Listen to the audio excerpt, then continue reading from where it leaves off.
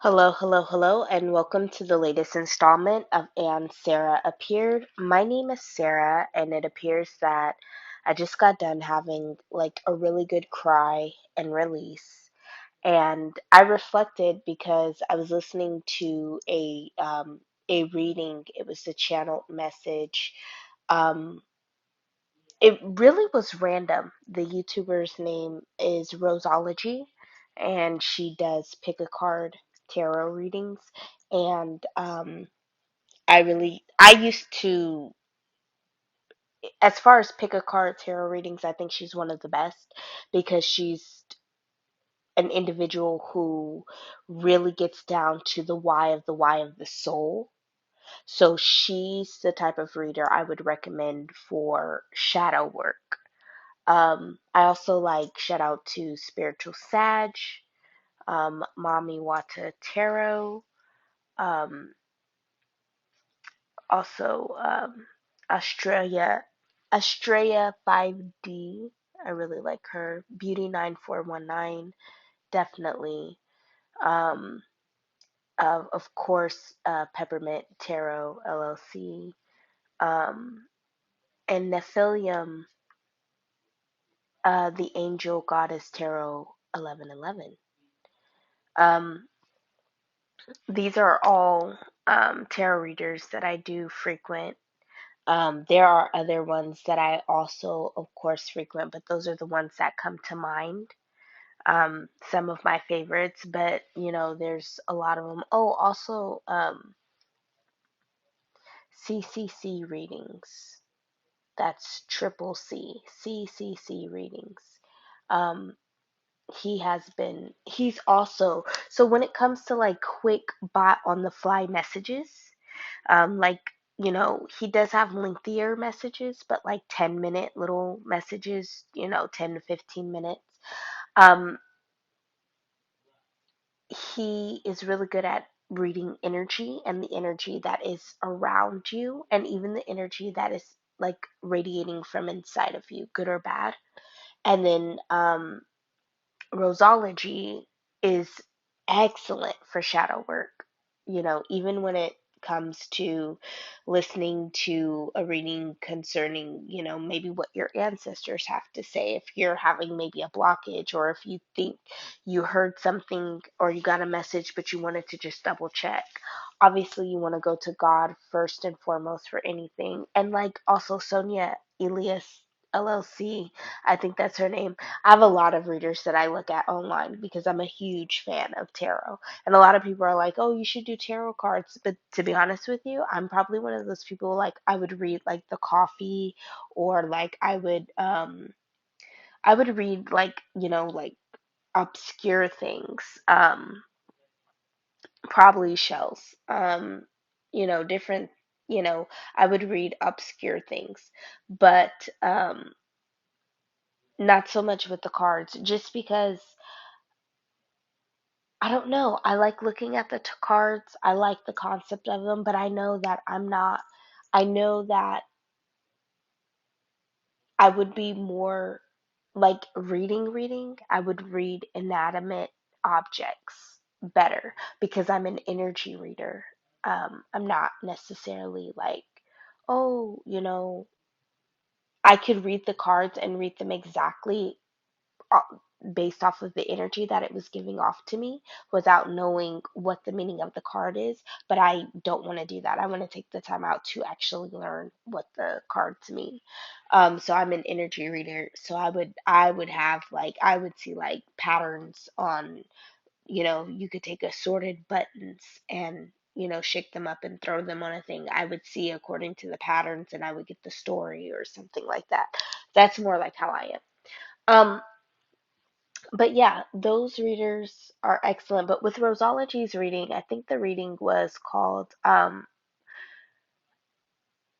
Why is it, what makes you so different, or why is it so hard to kind of like fit in? Or like what, let me see. I'm not on it anymore. Actually, no, I think I do have it.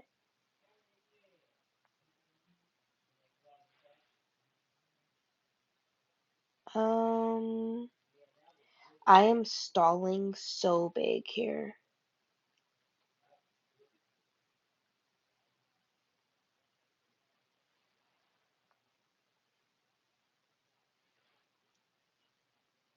I don't know.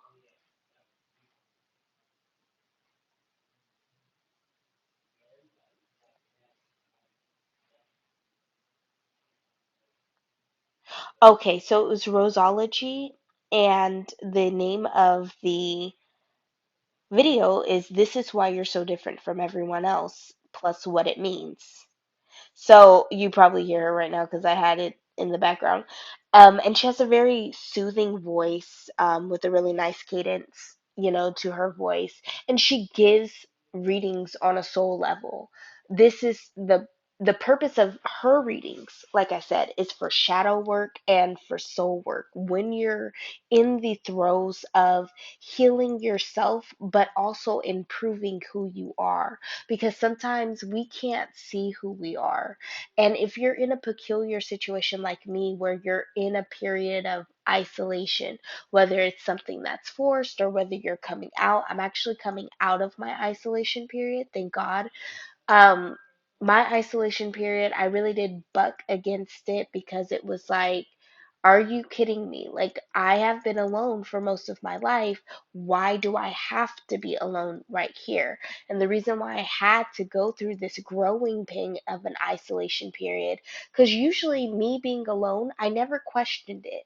It wasn't until after I had the epiphany that, I have some real energetic manipulation going on right now, and I don't think it's normal for me to be alone. That's when agitation set in. And really, my time of being alone, it was this time, I would say the last 5 years of my life, I've had to be alone to be able to understand deeper who I am, go through a transformation, and come out a better person, because I had so much that was masking who I was. It was like I was a shell of a person. I had no, I was just living life, but I wasn't living. And a lot of people would, examine my life within the last year and say, well, you're still doing more of the same. And it's like, no, that was a process I had to go through because I was unconscious of the fact that I was not living.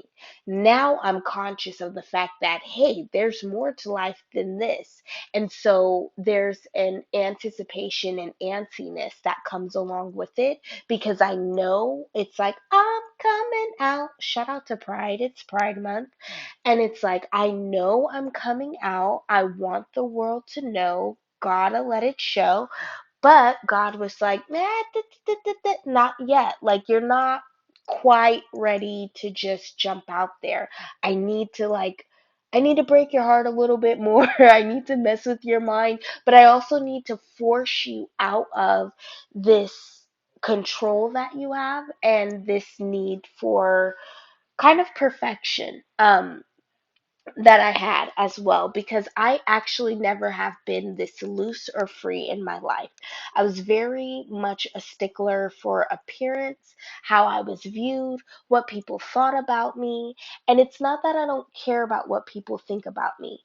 People who are assigned to my life, who are actual destiny helpers, who are assigned to my life to take me from one phase of my life to the next, in the sense of learning, those are the people's opinions that I care about.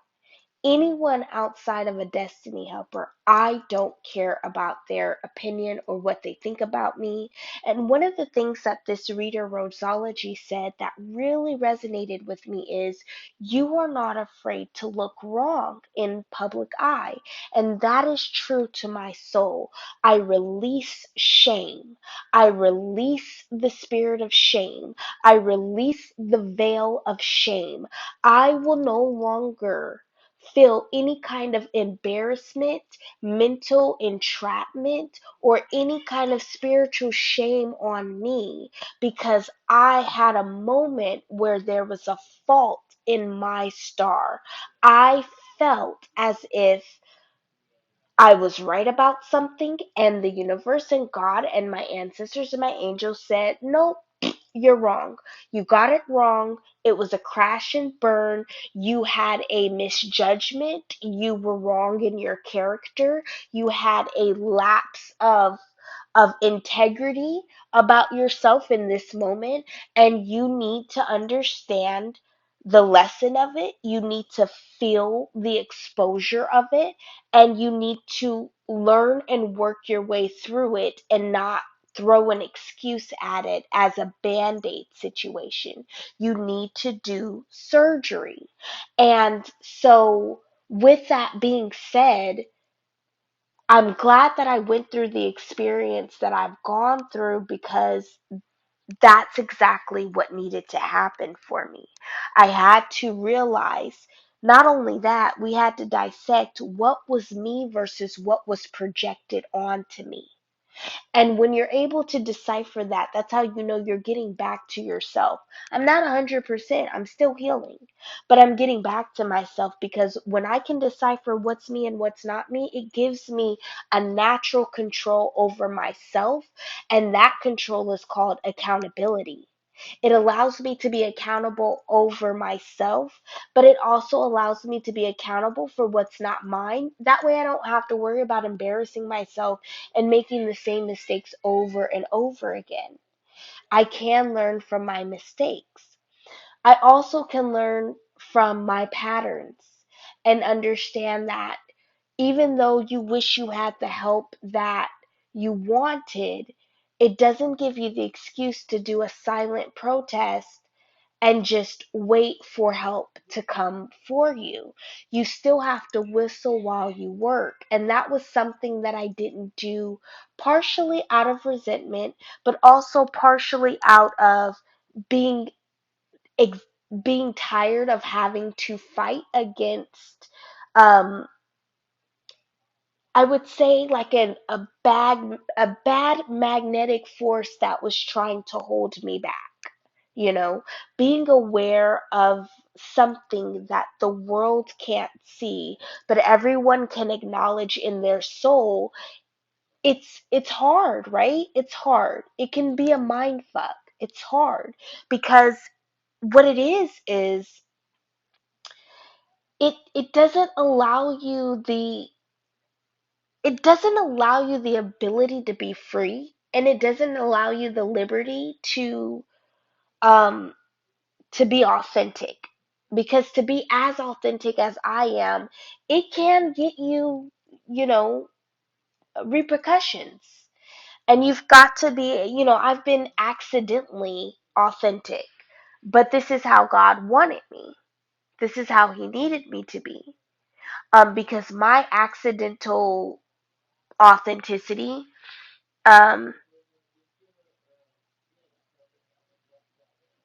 my accidental authenticity, it hurt, but I appreciate it. And I know that the greater purpose, it's actually a quote that I read. I believe it's a Nipsey Hussle quote, rest in power. But the highest human act is to inspire, or to be an inspiration. Um, and I think that's what his quote was. I'm paraphrasing it. But there is a strength in